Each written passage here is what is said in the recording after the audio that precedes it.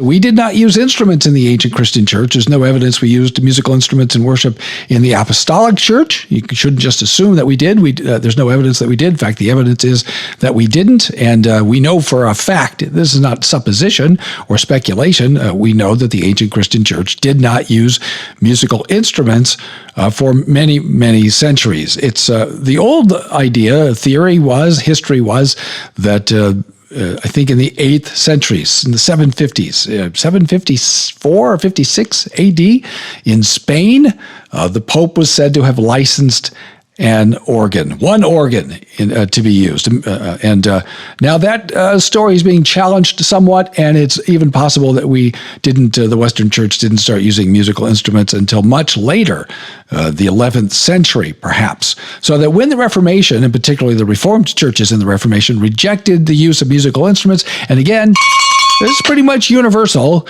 in the 16th century, and there was a controversy in the 17th century among the Dutch Reformed because the magistrates, the city governments, who were to some degree beholden to wealthy and influential laity who wanted musical instruments, there was some attempt to impose, and there was a controversy in the churches because the ministers wanted to get rid of them and the laity wanted to keep them. But in the 16th and 17th centuries, if you asked the Reformed ministers, and by and large the churches, they were against musical instruments. So we have one rule for public worship, and we have another rule for private or family worship. For example, in Heidelberg, they got rid of the organ for corporate worship because it wasn't fitting.